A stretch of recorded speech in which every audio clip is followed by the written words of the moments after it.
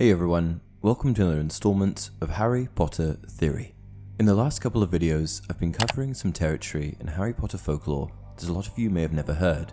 The folklore in Harry Potter is very rich and deep, and I find it intriguing learning about the history of spells and investigating evil witches and wizards that existed throughout the ages. First, I discussed the story of Ekrizdis, the Dementor's creator, and then, in my last video, I discussed another evil wizard known as Raczidian, who was the first wizard in history to have a Patronus charm go all wrong. Telling the tales of these dark wizards is huge fun for me, so naturally, for today's video, I'm going to continue on that path and discuss another dark and evil wizard that you may have heard of, Herpo the Foul. Herpo the Foul was an ancient dark wizard that hailed from Greece. It's entirely unknown when Herpo walked the earth, but we do know that it was a long time ago, as he is commonly referred to as one of the earliest known dark wizards. I would imagine that Herpo likely lived in the same era as Raczidian, just in a different part of the world. We know that the story of Ilias and Raczidian occurred in ancient times, before the existence of any of the modern day witches and wizards that we are accustomed to. It was a time when magic was, not new, but being pushed more than ever in terms of its limits. Witches and wizards that were pure of heart were focusing on producing magic that could make the world a better place, somewhere that was safe, convenient, and prosperous. Their goal was to make life as seamless as possible, and in a time when witch hunts likely still existed, I would imagine that there would have been a huge magical focus on protective enchantments and other spells of that nature. However, just like in our own Muggle world, not everyone that existed was pure of heart, and there were many rotten witches and wizards that were also pushing the boundaries of magic, just in a negative way. These were the worst types of people: the power-hungry, the bloodthirsty, the sociopathic. Herpo the Foul was one of these people. Herpo devoted his life to producing and creating some of the worst kinds of magic imaginable, similar to the story of Ekrizdis, who solitarily dabbled in black magic on the remote island of Azkaban in the 16th century. One really interesting thing about Herpo was that he was born a Parselmouth, which meant that he was able to communicate with snakes. Does that remind you of someone else?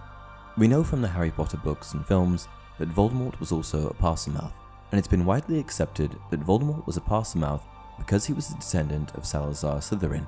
It's a hereditary trait. This always made me consider Salazar Slytherin as the original Parselmouth, but it turns out that the original Parselmouth was actually Herpo.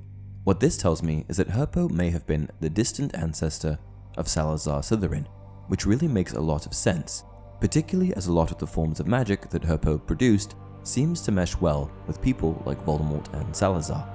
And what else did Herpo do? He produced the first basilisk. Okay, now we're really getting similar to Salazar. Salazar was of course one of the Hogwarts founders and founded Slytherin House. He was a pure-blood wizard that was born sometime before 976 AD, and given that Hogwarts was founded around 990 AD, my best guess would be that he would have been born sometime between 930 and 960 AD. This was a long time ago. So if we consider that Herpo was likely Salazar's distant ancestor, then it's hard to imagine the time period that Herpo would have existed. Salazar famously disliked Muggle-born students, likely because during his lifetime, the relationship between Muggles and witches and wizards was at an all-time low. In Dumbledore's copy of The Wizard and the Hopping Pot, a short story written by Beedle the Bard, Dumbledore scribbled in notes describing the state of the relationship between Muggles and witches and wizards in those ancient times. As the witch hunts grew ever fiercer, wizarding families began to live double lives, using charms of concealment to protect themselves and their families. By the 17th century, any witch or wizard who chose to fraternize with Muggles became suspect, even an outcast in his or her own community. Witch hunts were a part of life that witches and wizards had to deal with. They were pushed away by the Muggle population and forced to retreat into their own world by using things like concealment charms. The dubious state of affairs resulted in Salazar being a strong proponent of having only pure-blood students at Hogwarts, a philosophy that was ultimately passed on to other Slytherins throughout the generations. His response to Muggle-born students attending the school was to build the Chamber of Secrets, which concealed a basilisk that was intended to purge the school of these students. I find the similarities between Salazar and Herpo particularly interesting, and I find it even more interesting that Herpo was responsible for the creation of the first ever basilisk that lived to be almost 900 years old. I'm not sure how Salazar created his basilisk, but Herpo's method was actually included in Fantastic Beasts and Where to Find Them. written by Newt Scamander. The first recorded basilisk was bred by Herpo the Foul, a Greek dark wizard and parselmouth, who discovered after much experimentation that a chicken egg hatched beneath a toad would produce a gigantic serpent, possessed of extraordinarily dangerous powers.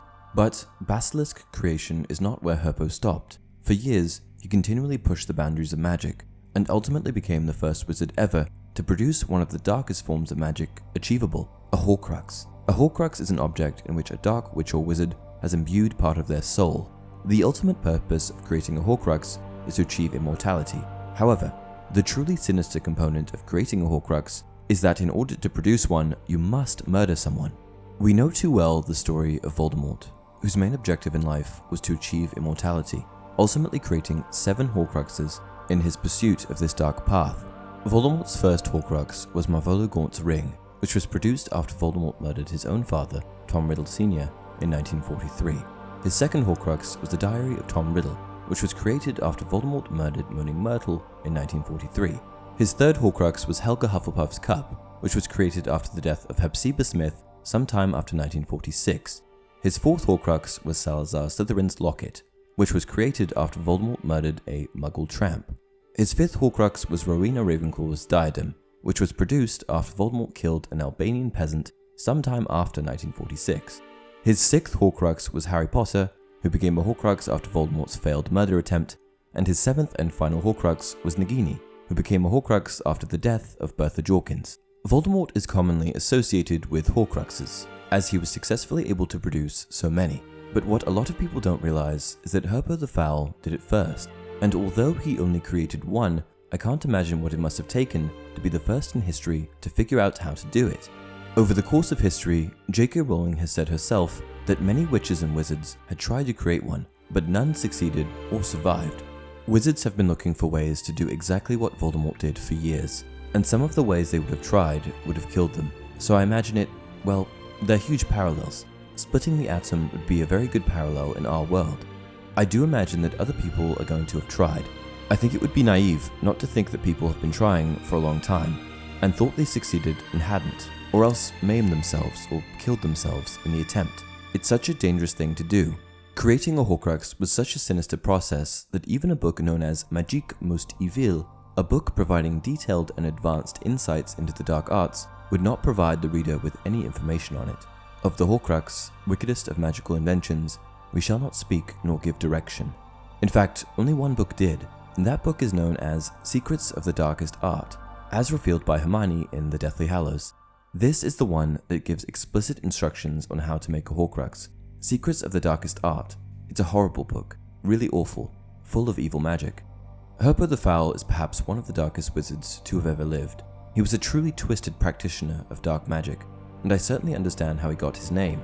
He single-handedly pioneered 2 of the darkest magical techniques known to wizard kind, and for that reason, it's easy to recognize how he would have secured his placing on a chocolate frog card. Herpo the Foul was a monster.